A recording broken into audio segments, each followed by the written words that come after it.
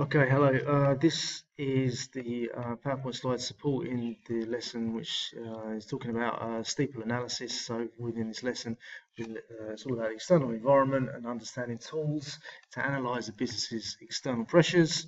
This is the tool being steeple analysis, and therefore hopefully applying steeple analysis to large organisations. Now, when we're referring to the external environment, what this is referring to is all of those influences which the business has no control over. They are helpless to influencing any of these influences um, uh, outside of their control. Business managers now it's very important that they are aware of the changes in these external environments. They can happen at any time. Under any type of situation, they're not necessarily predicted, but what is very important is the business managers are aware of these, and more importantly, are aware of the way in which they need to adapt to these changes. Okay, if they don't adapt, this poor adaptation may lead to unsustainability and the inability, they should say, to maintain levels of activity, their current levels of activity, and more significantly, possibly more really poor decision making on that instance. So when we're talking about steeple analysis, it's more or less what we've already been covering, but we're putting it together into a package. So what we're looking at is the societal effects, those trends in society that are changing, that are influencing the way in which businesses are doing what they do. Secondly, the technological changes, so all of those influences such as the use of social media in terms of a marketing aspect, the use of mechanized production systems, of CAD, of CAM, of SIM. All of these ways have changed, are changing or putting influences in the way in which businesses are changing their changing the way in which they do their business.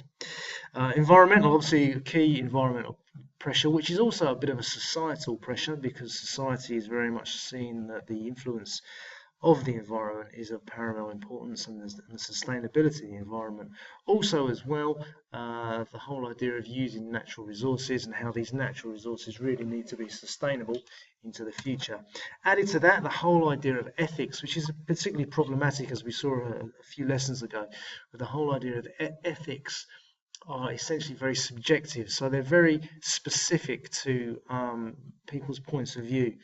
That being said, though, there is a moral code which is collectively understood that businesses should be doing things and acting in the correct way. So a little bit of maybe corporate social responsibility comes through on that. Political, as we've seen before, the different approaches that governments may have towards the business environment and towards economies. Businesses and political parties acting as supporters of business or even acting as constraints of business, and the subsequent responses that businesses may have to adapt to any political changes.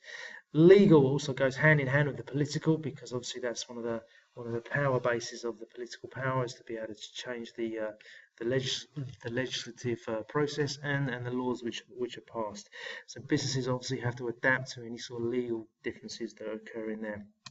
And then finally as well, the whole economic situation that is occurring in the country at any time. The economy goes through its peaks and its troughs. It expands, it contracts. We go through periods of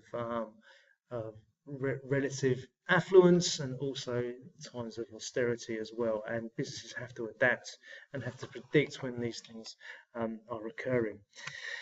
Now, STEEPLE is covering all of these external environments. Now, in terms of carrying out a STEEPLE analysis, the first thing, which is obviously paramount, is collecting this information, the significant information, the important information, and applying that to the business. Okay, so obviously every business has its own way of doing things, its own influences, which may be greater than other businesses' influences.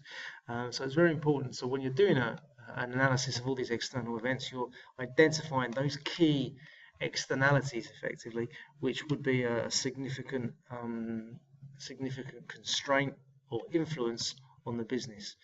So it's very important to describe each external factor from the point of view of the business. Okay, now how the impact how these factors affect the business is that you're looking at specifically the impact of strategic objectives, those long-term goals that the businesses are looking for, and how these external influences are affecting those long-term goals, visions, and missions. So on top of that, looking at these external influences, they may be positive or they may be negative, but in some way they may be affecting not only the objectives but also the day-to-day business operations. So in terms of understanding that this is what may be occurring, it's also identifying those appropriate responses to each of these external factors, hopefully to accentuate those positive influences, but also minimize those negative influences as well at the same time. So where do they get this information from? Well, traditionally, there's always been lots of information out there, without a doubt, obviously on the internet, but whereabouts on the internet, okay? Well, traditionally as well, you can think about industry associations, employer associations, which would have this type of information. And added to that, trade unions as well. Government statistics and reports obviously are going to be key sources of information. News stories, articles, the media are full of a lot of all these externalities. A lot of these externalities can be quite sensationalist, so very often there's a lot of reporting on these types of events and how they may affect businesses. Added to that, customer feedback, customer complaints would also be a valid source of information about external effects. Supplier feedback, the relationship between the business and the supplier, is also will give a key indication as to how externalities may be playing out.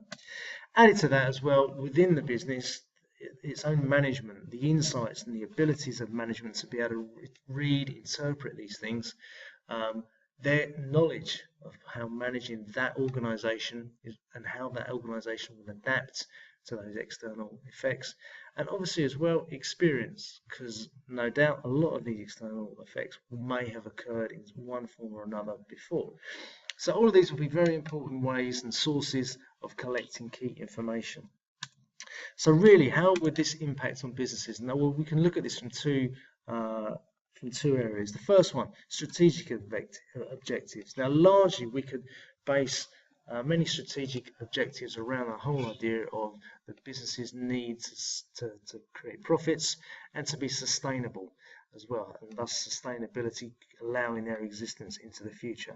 So some of the key things they're going to be looking at is how do these external effects affect their profit levels, the return on investment, the return that the shareholders will receive on the money that they've spent out on the business's shares, the number of customers, the market share, okay, what percentage of the market does the business own, and how does the external effects affect this?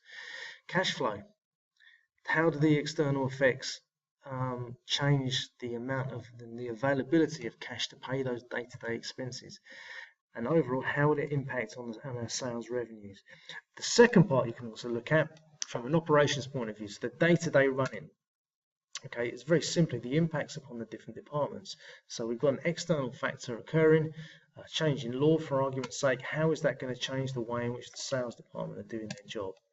How is that going to change the way in which the human resources, production, marketing, and finance, and so on? So understanding that, this is what STEEPLE analysis is all about. It's putting together all of those external influences in a package and being able to look at them side by side, and therefore getting an understanding and a picture of, one, how the external influence will affect